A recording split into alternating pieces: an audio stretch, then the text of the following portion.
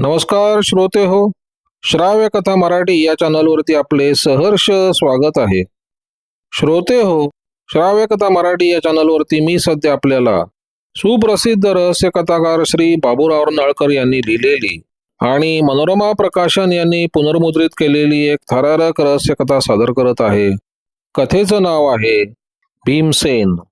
या कथेचा पुढील भाग 5वा. छोटू कार धनंजयच्या स्वाधीन करून घरी परत आला, पण तो झोपला नाही. भीमसेनाची खुनाच्या आरोपातून कशी सुटका करावी याचा तो विचार करत बसला. पारेकरी म्हणाला होता की छपरावरून काहीतरी सरपटल्यासारखा आवाज ऐकू आला.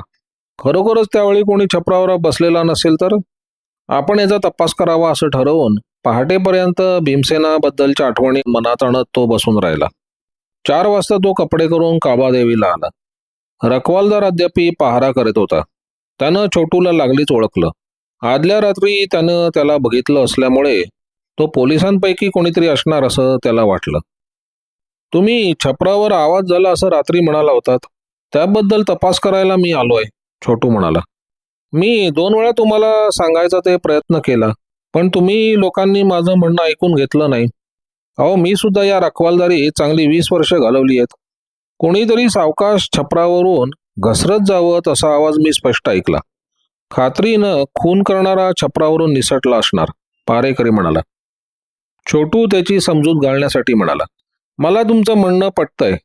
पावसाचं पाणी खाली पडावं त्यासाठी छपरावरून खालीपर्यंत पाईप लावलेला होता. तो धरून माकडाप्रमाणे सरसर वडत चढत छोटू छपरावर गेला. अद्यापी पुरेसा सूर्यप्रकाश नव्हता. त्यानं खिशातून टॉर्च काढला आणि त्याच्या साह्यानं तिथलं निरीक्षण करू लागला. छप्पर लहानसं होतं आणि जुन्या पद्धतीची कौले लावलेली होती. त्या कौलांवर वाऱ्यानं धुळीची पुटं चढली होती. कौलांवर अनेक ठिकाणी कोणाच्या तरी हाताचे ठसे उमटलेले दिसत होते.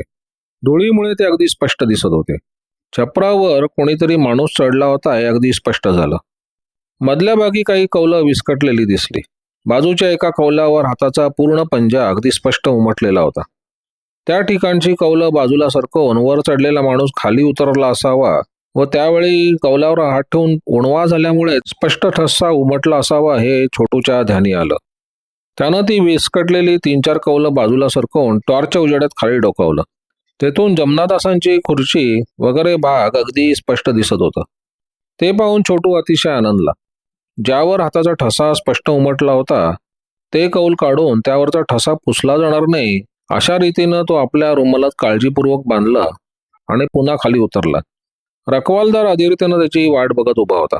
त्यानं तुमचा तर्क बरोबर ठरला असं सांगून तो प्रिन्सेस स्ट्रीटच्या नाक्यावर आला आणि तिथून टॅक्सी करून शिवाजीरावांकडे गेला.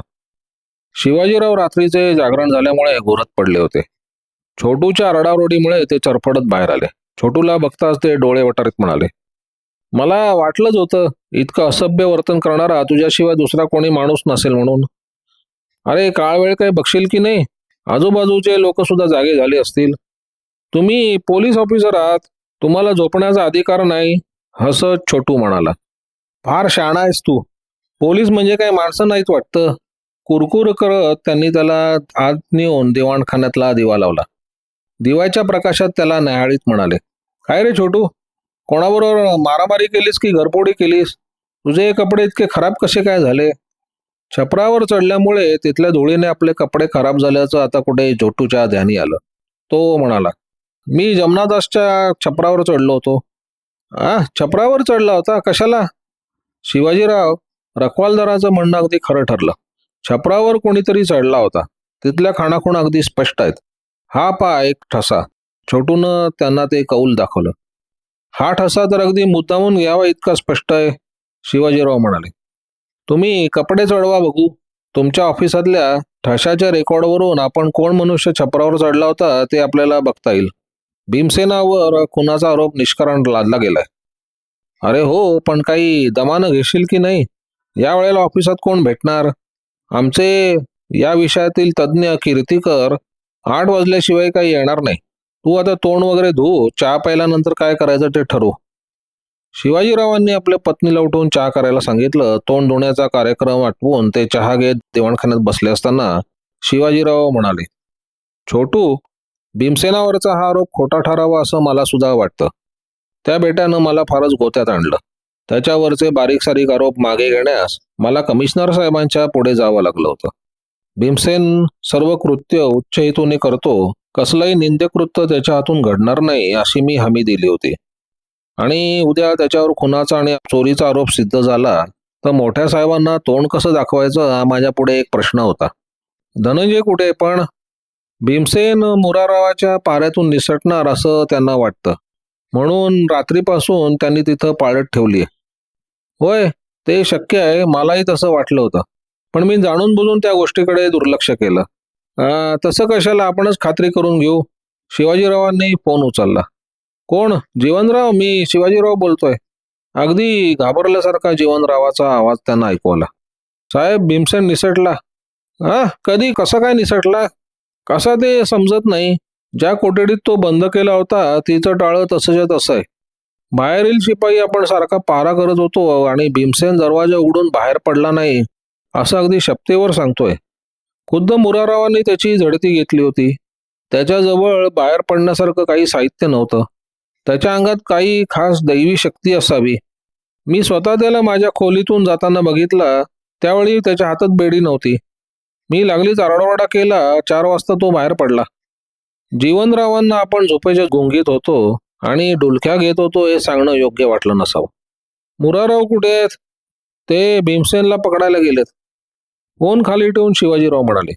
भीमसेन अदृश्य झाला आणि त्यांनी जीवनरावांनी सांगितलेली हकीकत छोटूला सांगितली. काहीतरी अजब युक्ती ओजून तो बाहेर पडला असावा, शिवाजीराव म्हणाले. त्यात आश्चर्य ते काय? त्याची सर्व करणी अजबच असते. चहा पण आटपून शिवाजीरावांनी कपडे चढवले आणि छोटूला घेऊन ते कीर्तिकरांकडे गेले. त्यांना बरोबर घेऊन ते ऑफिसकडे गेले. कीर्तिकर त्या कामात अतिशय कसलेले होते. अर्ध्या तासात ते एक फोटो घेऊन बाहेर आले आणि ते शिवाजीरावांना दाखवत म्हणाले, या माणसाच्या हाताचा ठसा आहे. शिवाजीराव फोटोखालील नाव वाचवत म्हणाले, अरे, हा तर ओळखीचा मवाली जगजीवन, काळबादेवीच्या सट्टेबाजांच्या टोळीत काम करतो. कीर्तिकरांचे आभार मानून ते दोघे बाहेर पडले. शिवाजीरावांना जगजीवनचा अड्डा माहिती होता. 5 मिनिटाच्या अवधीत त्यांनी त्याला गाठले. तो सिगरेट ओढत एका गल्लीच्या तोंडावर जवळच्या मोच्याबरोबर गप्पा मारत उभा होता. शिवाजीरावांनी दरडावून हाक मारताच तो घाबरला आणि तो त्यांच्या मोटारीत चढून बसला.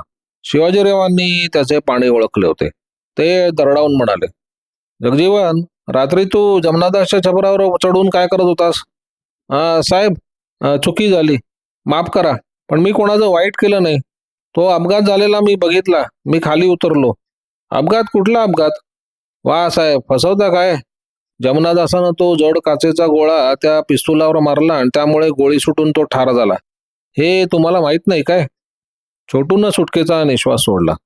शिवाजीराव म्हणाले, ते मला माहिती आहे रे, पण मला तुझ्या तोंडून ऐकायचंय. हे बघ, सर्व प्रकार जसा घडला तसा सांग.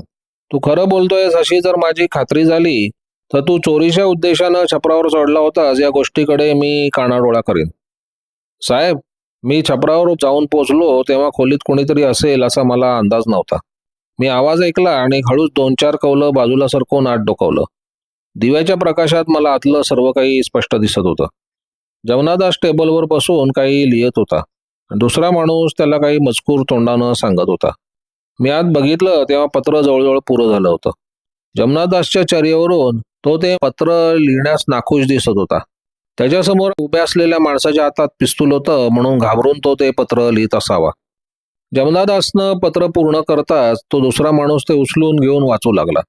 जमनादास रागानं डोळे फाडून त्याच्याकडे बघत होता आणि त्याने एकदम एक काचेचं पेपरवेट टेबलावरनं उचललं आणि जोरात फेकलं.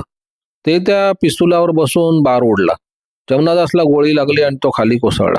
तो दुसरा माणूस बेसावत होता. जमनादास असं काही करेल अशी त्याला कल्पना नव्हती. तोंड वाईट करत, ऐनवेळी हा काय घोटाळा झाला असं तो म्हणाला. ते मी स्पष्ट ऐकलं. पण त्याच वेळी दार कोणीतरी ठोकलं आणि त्या दुसऱ्या माणसानं दिवा मालवला. ते पाहून मी पण घाईघाईने खाली उतरलो. साहेब, मी अगदी शपथ घेऊन सांगतो, यात एकूण एक शब्द खरा आहे. शिवाजीरावांनी ड्रायव्हरला पोलीस स्टेशनवर गाडी न्यायला सांगितली. जगजीवन घाबरून म्हणाला, पोलीस स्टेशनला? म्हणजे तुम्ही मला अडकवणार तर? घाबरू नकोस, शिवाजीराव म्हणाले. तू आता सांगितलेली हकीकत आम्हाला लिहून घ्यायची आहे. मुराराव नुकताच परत येऊन बसला होता. जीवनराव समोर उभे होते. शिवाजीराव आणि छोटू आत शिरले त्यावेळी मुराराव जीवनरावांवर खेकसत होता. तुम्ही त्याला बाहेर पडताना बघितलं, मग अडवलं का नाही? कोण, मी आणि भीमसेनला? जीवनराव किंचित हसून म्हणाले. तुम्हाला भीमसेनाची कल्पना नाही म्हणून तुम्ही असं बोलताय. बंद खोलीतून कुलूप जसंच्या तसं ठेवून तो नाहीसा झाला, ते सांगा बघू कसं? जीवनरावाच्या त्या बोलण्यानं मुराराव थंड पडला. शिवाय शिवाजीरावांसारख्या वरिष्ठ दर्जाचा अधिकारी समोर आहे हेही त्यांच्या लक्षात आलं आणि तो नरमाईच्या स्वरात म्हणाला. मी खूप शोधाशोध केली, पण बेटा कुठे गडप झालाय ते समजत नाही. भीमसेनाला तुम्ही पकडू शकला नाही त्याबद्दल वाईट वाटण्याचं काही कारण नाही. ते काम फार अवघड आहे. धनंजय त्याच्या मागावर आहेत. त्यांच्याकडून काही समजेपर्यंत तुम्हाला थांबलं पाहिजे. पण ते असो, या जगजीवनची एक जमानी लिहून घ्या तुम्ही. जगजीवन हा मुरारावाच्या हातीतील मवाली असल्यामुळे तो त्याला चांगला ओळखत होता. त्यानं जीवनरावाला खुणावल्याबरोबर ते कागद लेखणी घेऊन बसले. जगजीवनची जबानी ऐकून मुरारावाला आश्चर्य वाटलं. तो म्हणाला, भीमसेनाच्या म्हणण्याला याचा दुजारा मिळतो. होय, शिवाजीराव शांतपणे म्हणाले. ही एकपरी जमनादासाची आत्महत्याच आहे. आता तुम्हाला भीमसेनावर कुणाचा आरोप ठेवता येणार नाही. हा, मुराराव म्हणाले. खरंच की, ते आता माझ्या लक्षात आलं. पण तिजोरीतील 60,000 चोरीला गेले त्याचं काय? चोरीचा आरोप तर त्याच्यावर कायमच आहे. मुराराव, याबाबत पुढे काही हालचाल करण्यापूर्वी तुम्ही थांबावं बरं. निदान माझ्याकडून सूचना मिळेपर्यंत तुम्ही काही करू नका. स्वस्थ बसा, शिवाजीराव म्हणाले. इतके बोलून ते छोटू बरोबर बाहेर पडले. मुराराव आश्चर्यानं कितीतरी वेळ बघतच राहिला. संध्याकाळी सर्व वर्तमानपत्रात जमनादासाच्या नावे 6 हॉस्पिटलांना मिळालेल्या 10-10 हजारांच्या देणग्या जाहीर झाल्या. मुंबईचे काही वार्ताहर CID खात्यातल्या माणसांपेक्षाही हुशार आहेत. त्यातल्याच एका चाणाक्ष माणसानं विश्वनाथ संबंधी कुठून तरी माहिती मिळवून त्यांनी त्यांची कल्याणला जाऊन मुलाखत घेतली. जमनादासाचे पत्र त्या वार्ताहराला मिळाले. त्या पत्राच्या फोटोसहित जमनादासानं त्या देणग्या का दिल्या तेही त्यानं आपल्या पत्रात खळबळजनक बातमीद्वारे प्रसिद्ध केलं. आणि त्या पत्रातील भाषेमुळे आपल्या दुष्टकृत्याचे परिमार्जन करण्यासाठी जमनादासानं आत्महत्या केली असावी असा आपला अंदाज प्रसिद्ध केला. छोटू घरी आल्यानंतर बंदरावरून त्याला फोन आला.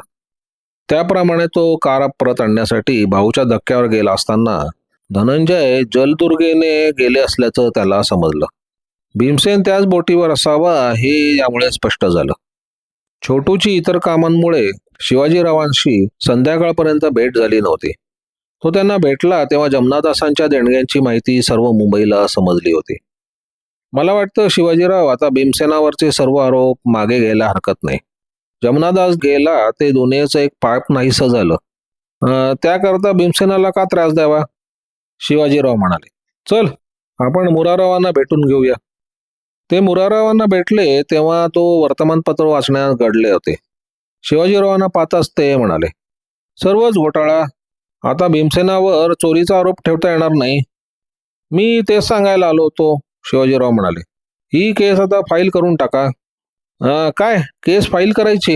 अहो, त्यानं ती तिजोरी फोडली. जबरदस्तीनं जमनादासांकडून ते पत्र लिहून घेतलं आणि केस कशी काय काढून टाकणार? तिजोरी भीमसेनानं फोडली हे तुम्ही सिद्ध कसं करणार? तो आपला अंदाज आहे. तो कोर्टात कसा काय सिद्ध करणार? जगजीवनने तिजोरी फोडताना बघितलेलं नाही. कोर्ट सुद्धा कितीही सशक्त माणूस असला तरी तिजोरीचं झाकून उपटून काढू शकेल या गोष्टीवर विश्वास ठेवणार नाही. विश्वनाथरावांना मिळालेलं पत्र तेच त्याच्याकडून भीमसेनानं लिहून घेतलेलं पत्र हे सिद्ध करणं कठीण आहे. ज्याची घरजमीन भीमसेनानं जमनादासच्या जबड्यातून ओढून काढली तो विश्वनाथराव तुमच्या बाजूने साक्ष देईल का? खुनाचा आरोपही जगजीवनच्या पुराव्यामुळे नाहीसा होतो.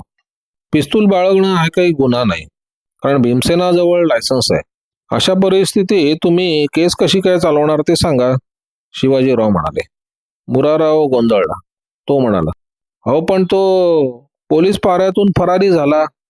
ही गोष्ट जाहीर झाली तर तुमची नाचक्की होईल.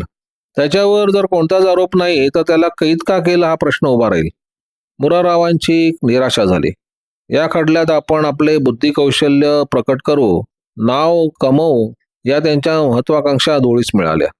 नाईलाजानं त्यानं शिवाजीरावांच्या म्हणण्याला संमती दिली. छोटूच्या प्रसंगवादनाने घडून आणलेली घटना धनंजयांना किंवा भीमसेनाला कशी कळणार? धनंजयांना जर ती कळली तर भीमसेनेला गुंगीचं औषध देऊन पकडण्याचा प्रयत्न करण्यापूर्वी त्यांना 1000 वेळा विचार करावा लागला असता. किंबहुना काही आरोप नसताना केवळ सुबारावला फसविल या भीतीनं ते भीमसेनाला अटक करायला धजावले नसते.